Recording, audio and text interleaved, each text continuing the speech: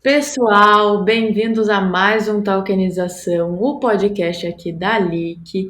E, gente, nesse Talkenização a gente vai estar falando sobre um tema muito especial, mas antes de dar spoiler, vocês que estão aí nos escutando, não esqueçam de deixar o seu like, a gente está em todas as plataformas de áudio, de se inscrever no canal do YouTube e também seguir a Lick nas redes sociais, ali no Instagram, LickBR, tá bom, gente? E, gente, o convidado que eu trouxe para bater um papo sobre TEDx, hoje o nome chique TEDx, que a gente já vai explicar o que é o Leonardo, que eu vou estar conhecendo ele junto com vocês, o Leonardo Geuso, de Geuso. Léo, vou falar Léo que é mais fácil. Léo, se apresenta aí pra gente, fala um pouco de quem é o Léo, e aí também um pouco de como o Léo entrou nesse mercado aí de tokenização, que é já um spoiler também, né, do que a gente vai estar falando sobre hoje aqui nesse podcast. Perfeito, Bruna. Bom dia, boa tarde, boa noite, pessoal. Meu nome é Leonardo de Gueus, então tá certo, Bruna, é isso mesmo. Mas pode me chamar de Léo. Inicialmente, obrigado pelo convite. Estou muito feliz em estar aqui, principalmente falando desse tema de tokenização. É o mercado que eu gosto, é o mercado que eu trabalho. Então hoje eu tô bem feliz aqui na minha profissão. E Falando um pouco, qual é a tua profissão? hoje eu sou Group Product Manager. GPM, trabalho com produto. GPM para os ingleses. Para quem não sabe o que é DPM, eu até posso dar uma introdução ali. É quando a gente pega um pouco do negócio e a gente concilia ali com tecnologia para tentar fazer um produto que escale e seja viável. Então, quando a gente tem tudo isso ali alinhadinho, eu concluí ali a minha missão como DPM. E há quanto tempo tu tá nessa posição, assim? Como que tu entrou nesse cargo? Então, eu entrei no mercado mesmo de tecnologia faz 8 anos. Então, eu sou engenheiro de formação, mas no meio da engenharia eu já decidi que não tinha nada a ver com o que eu queria fazer para minha vida. E lá eu comecei a trabalhar diretamente junto com a Apple, num projeto que eles têm aqui em Curitiba, que é a cidade que eu tô hoje. E desde então não larguei mais esse mundo de tecnologia. Aconteceu que ali no meio do caminho desses últimos 8 anos, eu acabei pivotando um pouquinho de tecnologia para produto, que é uma área bem parecida. Converso muito, sabe? Realmente, você às vezes vê poucas diferenças, mas estou trabalhando desde 8 anos atrás. Legal. E quantos anos tu tem hoje? Hoje eu tenho 26. 26. E eu senti o sotaque do Nordeste. Tu não é Nordeste, então é Curitiba? É o oposto, Bruno. Eu sou aqui do Sul. Eu sou do Sul também, mas eu não reconheci esse sotaque, que loucura. Bom, eu já tô muito tempo fora do Sul, mas atualmente agora, né, eu tô em Porto Alegre. Uhum. Mas estranho, achei um sotaque diferente, mas enfim. Vamos lá, Léo, vamos pro tema principal aqui. O que são os TEDx? O que é essa sigla também, né, TEDx? E como que eles funcionam? Então, Bruna, eu acho que para eu falar de TDIC, eu acho que eu não poderia não falar do que é um FDIC. E eu sei que até aqui no Talkenização eu já dei dando uma explorada e dando uma olhada nos vídeos antigos, e eu percebi que vocês já falaram sobre isso. Então eu não vou entrar muito no detalhe, mas o que é um FDIC? Até pela sigla, é um Fundo de Investimento de Direito Creditório. Então, de um lado, a gente tem investidores. Eu acho que todo investidor tem a mesma missão, né? Conseguir altas rentabilidades. E do outro lado, a gente tem um gestor, que a missão dele é tentar trazer um pouco de ativos que performem dentro desse fundo que é um FDIC. A gente concilia tanto os investidores recebendo ali as rentabilidades, quanto os gestores trazendo esses ativos, a gente tem ali um FDIC. Mas é mais específico ainda que isso, porque isso é um fundo. O FDIC é quando esse ativo ele é um direito creditório, ou seja, é o direito que você tem de receber algum crédito. O que pode ser um direito creditório? Tenho vários exemplos aqui, ó. Por exemplo, o aluguel é um direito creditório. A gente tem ali os recebíveis, é um direito creditório. A gente tem um cheque, duplicata, cartão de crédito. Tudo isso acaba sendo direito creditório. Um bom exemplo, Bruna, para direito creditório, que eu acho que você já deve ter passado, é o saque aniversário do FGTS. Sabe? A gente tem lá o FGTS, todo mês de aniversário você vai e você ganha um dinheiro do FGTS. Alguns bancos conseguem ir lá e conseguem adiantar esse valor para você. Então você não recebe, por exemplo, em dezembro, você recebe agora. Então você tinha um direito a receber um crédito e o banco conseguiu adiantar para você esse direito creditório. E onde entra o T nessa jogada, o do TDIC? Então, quando a gente tem o FDIC, o FDIC já é um produto bem consolidado aqui no Brasil, porque já tem uma regulamentação que funciona em cima dele, a gente já tem muito banco, securitizadora, enfim, já tem uma estrutura bancária ali em cima, mas ali com a blockchain surgindo algum tempo atrás, mudou um pouquinho a regra do jogo, porque antes a gente tinha esse produto super consolidado, e com a blockchain, principalmente as pessoas que trabalham com tecnologia, conseguiram observar que pode ter conceitos dentro da blockchain que podem ser aplicados a esse mercado de capitais, principalmente ao FDIC, fazendo com que ele não seja mais um fundo de investimento em direito creditório, mas seria esse token de investimento em direito creditório. Ou seja, é você pegar essa estrutura que está consolidada hoje no mercado de capitais e jogar isso para blockchain, nos próprios smart contracts, né? Escrever as regras ali que fazem com que essa dinâmica funcione. A gente sabe que, como tu mesmo mencionou, um fundo de investimento é um fundo para performar acima do mercado, performar acima da média. Quais são, assim, de diferenciais, as soluções que os FDICs trazem, tanto para o mercado financeiro tradicional, até para o mercado financeiro como um todo, assim? O que tu acha que tem de vantagem ali nos FDICs? Vamos lá. Esse mercado de FDICs hoje, ele é um mercado, ele é grande, se você for ver. Ele tem ali 300 bi de FDICs hoje no Brasil. Então, é um Gigante. mercado, é um mercado vasto para a gente conseguir escalar. E eu até hoje, na profissão que eu tô, que é o produto, o meu olhar sempre tem sido em como a gente consegue olhar esse mercado vasto e a gente consegue criar essa solução escalável ali dentro que consiga conciliar o lado do negócio com a tecnologia. A tecnologia da blockchain, ela vem com alguns princípios. Por exemplo, transparência. Se você for pensar, um FDIC, para ele existir hoje no Brasil, Bruna, existe, na verdade, um conjunto de agentes. Cada agente tem uma missão ali dentro do FDIC. Por exemplo, a gente tem os administradores, a gente tem o gestor, a gente tem os cotistas, a gente tem os custodiantes, a gente tem a auditoria. Com essa ideia, né, explorando um pouco melhor essa ideia da gente pegar essa estrutura e colocar na blockchain, alguns desses papéis que esses agentes acabam fazendo poderiam ser automatizados. E a gente poderia ter uma maior transparência em cima disso. Vou dar um exemplo. Se a gente for pegar o administrador, o que um administrador dentro de um fundo de investimento em direito creditório faz? Uma das principais missões dele é calcular o valor da cota. Então, quando você vai em alguma corretora de valores e você vai procurar um fundo, tem lá o valor da cota. Esse fundo aqui custa R$100 uma cota, R$120 uma cota. Então, essa funcionalidade em específico, ela poderia ser automatizada, ou seja, algum desenvolvedor poderia escrever ali um contrato inteligente para calcular o valor da cota. No momento que eu pego e automatizo esse valor da cota por um smart contract, aquela missão que o administrador tinha já não é mais necessário. Eu não preciso mais daquilo em específico. Então, eu conseguiria desintermediar um pouco o que E isso traz benefícios para o investidor na ponta final? traz, porque pensa que antes eu precisava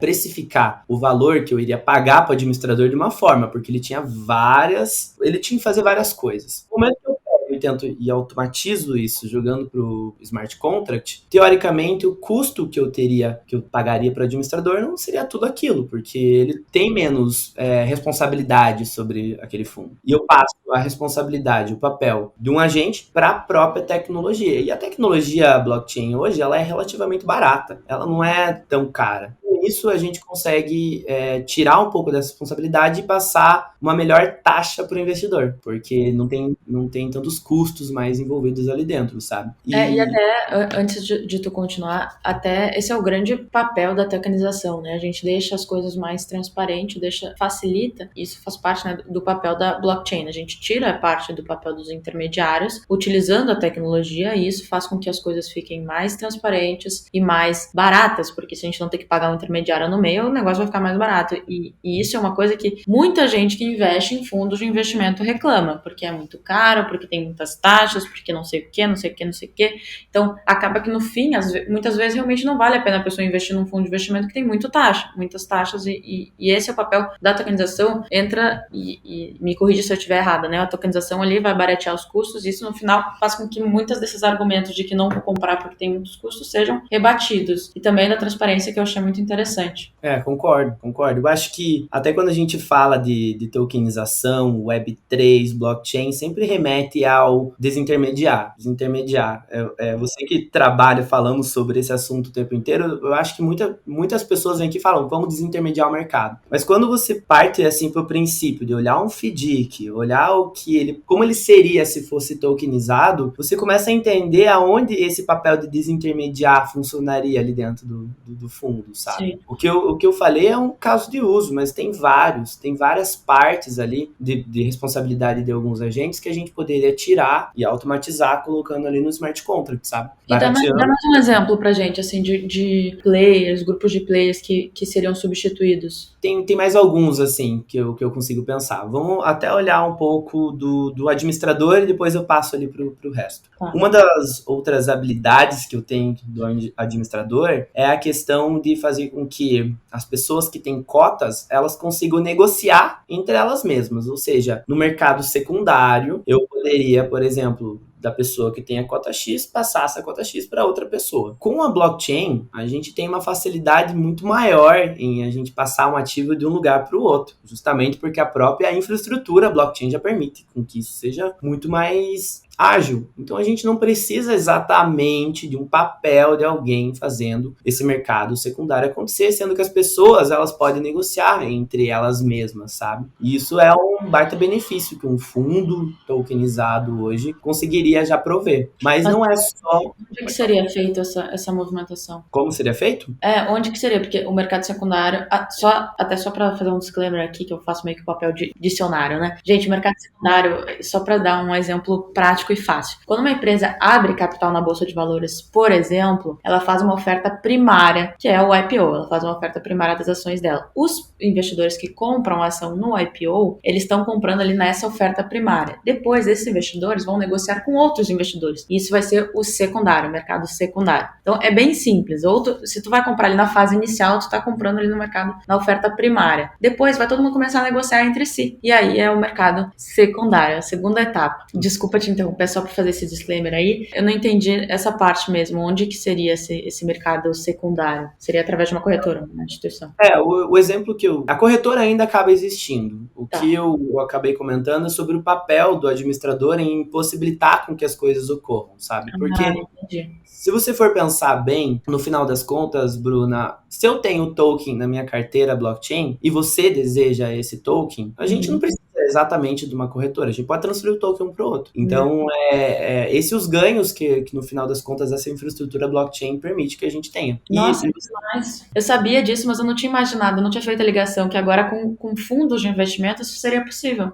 Seria possível, porque no fim, o token mesmo, ele tá com você, não tá dentro de algum lugar. Não, o token é teu. Então, no momento que ele passa a ser teu, você tem o direito de escolher para onde ele vai. Claro, tudo são regras, as regras têm que ser configuradas, e uma vez com que o fundo permita com que ocorra isso que eu falei seria possível, sabe? Sim. Não é todo fundo que vai permitir que eu passe o meu token para você, mas isso seria claro. Porque tem muitos fundos que têm uma liquidez baixíssima, né? Que é D mais, sei lá, 90, por exemplo. Exato. E aí uma coisa que muita gente reclama também. Muita gente reclama disso. Não só dos custos, mas da liquidez. As pessoas que eu atendo, quando a gente conversa sobre fundos de investimento, a maioria das reclamações é justamente essa. Os custos ou a liquidez. E essa facilidade que os tokens trazem justamente bate essas duas objeções, essas duas preocupações das pessoas. E a liquidez aumenta bastante, se você for ver bem. Claro, eu acho que para cada caso de uso a gente precisa analisar ali na vírgula, mas se você for pensar que a tecnologia hoje, blockchain, ela é 24/7 e ela não é restrita apenas a um lugar em específico, ela pode caminhar até fora do Brasil, às vezes, a gente pensa que nesse momento em seguida você consegue alcançar mercados que antes eram mais inatingíveis por meio da blockchain. blockchain, sabe? E um pouco do mercado secundário que a gente tem falado, ele é fomentado por causa disso, porque permite com que as pessoas elas negociem ali. E de onde vem essa motivação para os TDICs, assim, para tokenizar fundos de direitos creditórios? Já acontece lá nos Estados Unidos? Como é que tá isso ao redor do mundo também? Não sei se tu sabe.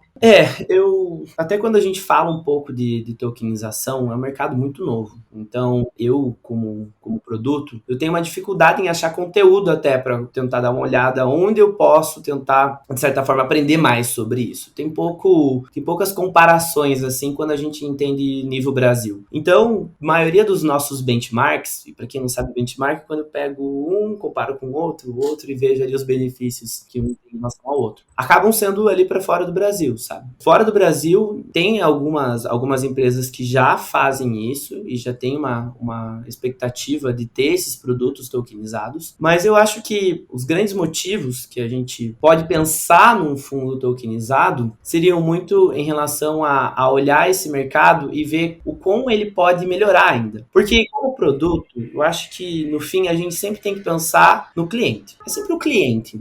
O cliente tem que estar no meio de tudo. Se a gente não coloca o cliente no meio de tudo, a gente começa a ter uns outros vieses e a que não acaba agradando o cliente e aquela ideia não vai para frente. Então, quando a gente olha o cliente e a gente consegue ver a quantidade de coisas que a gente pode começar a arrumar dentro desses fundos, automatizar e jogar para blockchain, no intuito de criar esse produto melhor, que escale melhor e entregue possivelmente melhores taxas. Vou dar um exemplo bem grande para uma motivação. Hoje no Brasil, se você olha o mercado de FDICs, você não acha um FDIC por menos de 30 milhões. 20 milhões de reais, 50 milhões de reais. A média ali é 50, 100 milhões de reais. Por quê? Porque o custo para viabilizar uma operação dessa é muito caro, é muito custo. Porque eu já falei, tem o administrador, tem o gestor, tem a auditoria, tem... Cada um desses papéis desempenha algumas funcionalidades ali em cima do próprio fundo.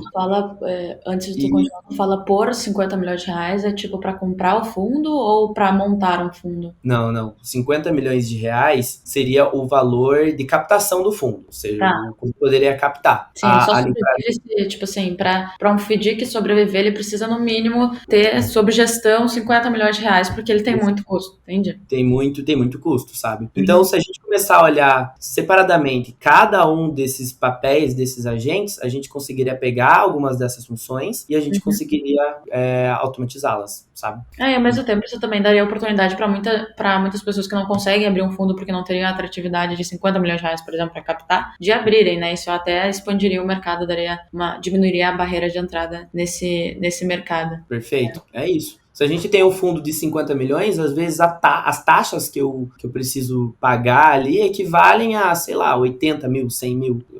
Um banco menor, às vezes não tem 80, 100 mil reais para conseguir viabilizar uma operação dessa, sabe? Quando eu coloco dentro da blockchain, eu consigo reduzir drasticamente esses custos e consigo viabilizar operações menores, como Legal. você falou. Gostei disso.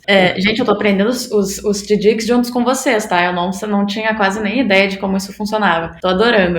E assim, tá, a gente falou de fundos de direitos creditórios, mas a tokenização de fundos poderia acontecer em outros ativos também? Fundos de investimento em ações normais, por exemplo? Com certeza, porque se você olha o que é um fundo, ele não muda muito de um para outro. O que muda realmente, alguns têm mais agentes que os outros, que carinhosamente a gente chama de players aqui, os players barra agentes, outros têm menos, outros investem em alguns tipos de ativos, outros investem em outros tipos de ativos, uns são mais conservadores, outros são mais arrojados, mas no fim são todas regras. São regras e essas regras elas poderiam claramente ser escritas num contrato, fazendo com que eu consiga, de certa forma, desintermediar um pouco esse mercado e reduzir esses custos envolvidos ali, criando um produto melhor para o investidor. Então, você falou, por exemplo, o fundo de ações. Eu poderia fazer? Poderia fazer. Talvez hoje ainda, devido à regulamentação, CVM, tem algumas travas que o mercado está resolvendo e tem sido travas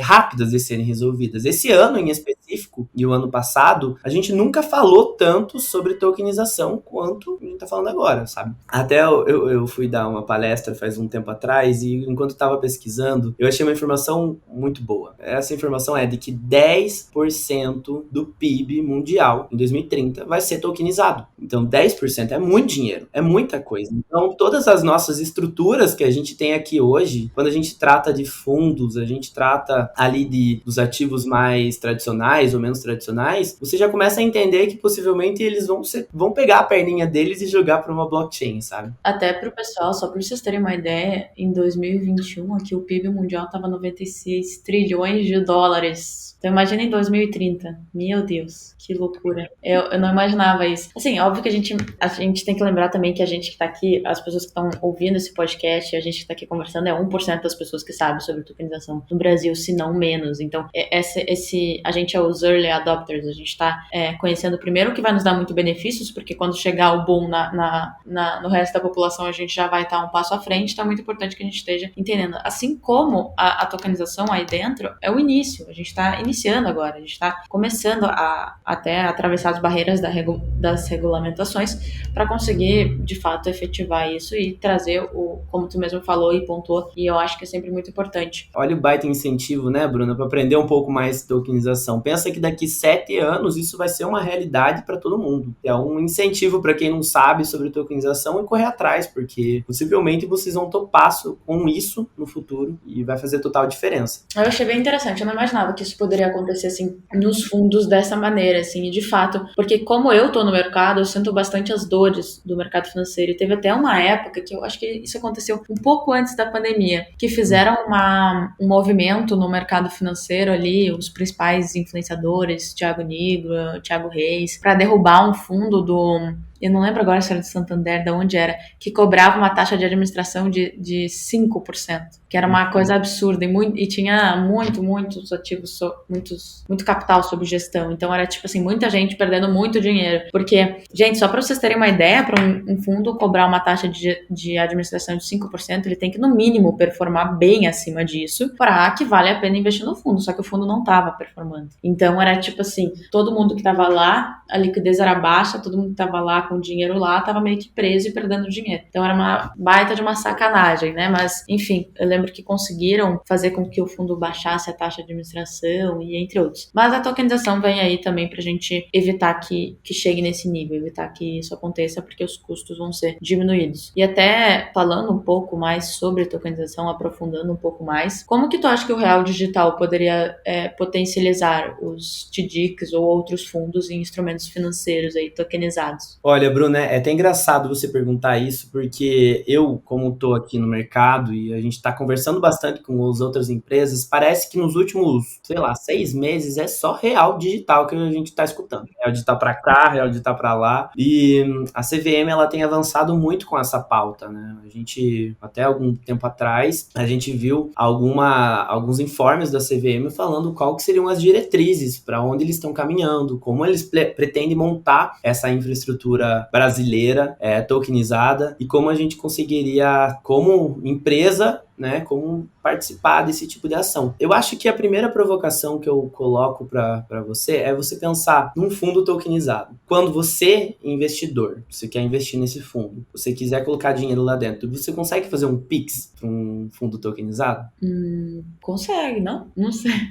Tipo, tu vai ter que comprar o fundo. Não, tu vai ter que fazer um Pix pra corretora e comprar o fundo. Perfeito. Porque quando a gente está falando do Pix, a gente está falando do nosso dinheiro, né? O nosso dinheiro de todo dia ali, que a gente compra o nosso pão, enfim. Agora, quando a gente está falando da blockchain, tokens, são duas infraestruturas separadas. A gente tem certas empresas, são corretoras, enfim, startups, que conseguem fazer essas transformações ali. E são transformações bem criativas, quando a gente pega o nosso dinheiro fiduciário e a gente transforma em stablecoin. Porque essa stablecoin, ela só foi criada para aquele caso de uso, só para funcionar com aquele fundo. Então, acaba sendo um caminho mais burocrático, vamos dizer. Mas até funciona. Com a vinda do real digital, a gente precisa mais disso. Isso cai por terra, porque se você tem o teu dinheiro do banco, ele é tokenizado, você diretamente vai conseguir conversar com essa estrutura, com esse contrato do fundo tokenizado, porque você está falando de um ativo que vive no mesmo mundo do outro ativo. Então, a facilidade ali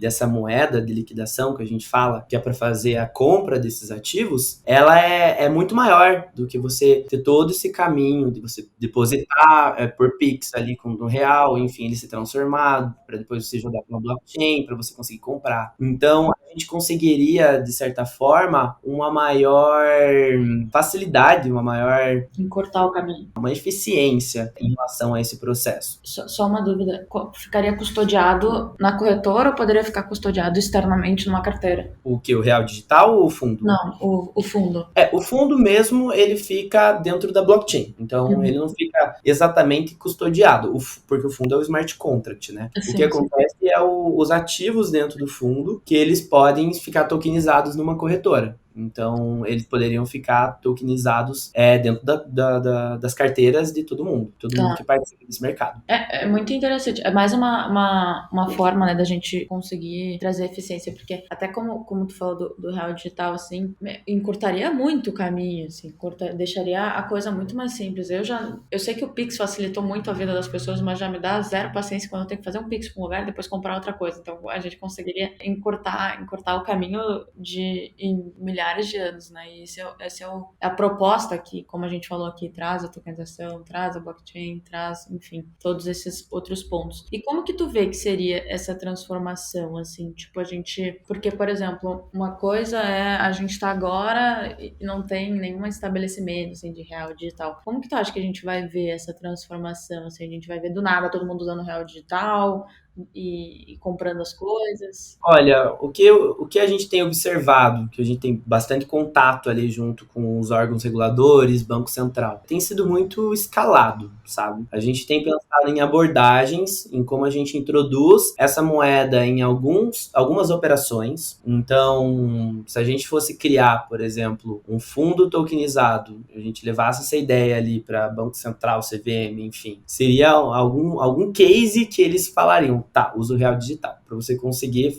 ver se aquela infraestrutura junto com o real digital e o fundo funcionaria, sabe? Então, eu acho que tem sido muito isso. Primeiro, uma escala um pouco mais interna entre as empresas, para depois, se isso se provar, e realmente, não, isso funciona, real digital vai ser a nossa nova realidade a partir de agora. A gente começar isso a ver mais no dia a dia das pessoas, sabe? Sim, vai ser aos poucos. A gente tava fazendo um podcast, eu não sei se saiu antes desse ou se vai sair tipo 2 anos, enfim. Era um podcast sobre inteligência artificial que a gente tava comentando sobre, tipo, como ia ser a adoção disso, né? Que é um negócio muito mais radical, né? Com o Brasil, real digital, a gente vai ver dando os primeiros passos, até porque é uma coisa controlada, enfim. Com a inteligência artificial, a gente vai ver do nada, uma noção enorme, assim. A gente tá vendo só as primeiras pessoas, as primeiras conversas, quanto isso de fato estiver na vida do brasileiro, vai ser uma adoção que quem não tá por dentro vai ter que correr atrás para buscar informações sobre o assunto. Então, é sempre bom a gente estar aqui trazendo as informações sobre isso, né? Sobre tudo que tá mudando para a pessoa que não tá sabendo conseguir se informar. E até falando sobre isso, Léo, onde é que a gente encontra mais informação sobre TDIC, FDIC, fundos e ativos tokenizados? Olha, Bruna, eu até falei um pouquinho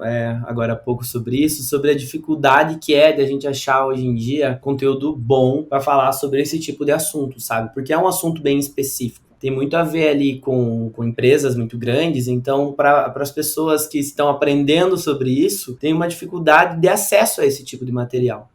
Pessoalmente, assim, eu achei muito desses materiais lá fora, então falando sobre tokenização de fundos e tudo mais. Aqui no Brasil a gente já tem visto um pouco mais, mas até observando e não puxando a sardinha para cá, para ali, mas eu sei que aqui no Tokenização mesmo, foi onde eu consegui olhar um pouco mais sobre FDICs e entender um pouco melhor sobre o mercado. Eu sei que tem algum vídeo ou outro falando sobre isso, então eu acho interessante o material que vocês disponibilizam aqui. A gente está sempre aqui buscando trazer o mais conteúdo, né, possível sobre o assunto. E assim, LinkedIn, a gente tem bastante conteúdo nas plataformas ali da Leak, tanto YouTube, quanto propriamente no site, quanto propriamente no Instagram. Então, fique bem atualizado ali nas redes, que a gente vai estar sempre atualizando também sobre as novidades dos TDICs e entre outros, tá? Mas, Léo, eu queria muito te agradecer por ter aceitado o convite de participar aqui com a gente. Queria pedir a todo mundo que está nos escutando, não esquece de deixar seu like nas redes sociais, de deixar seu like nas plataformas de áudio, né? De seguir a Leak nas redes sociais, LeakBR, tá? No Instagram. Meu Instagram é o Bruna Bins. E, Léo, onde as pessoas te encontram aí? Então, não sei se tu faz conteúdo ou não nas redes sociais, fala um pouquinho mais sobre isso, mas onde as pessoas podem tirar algumas dúvidas sobre o assunto.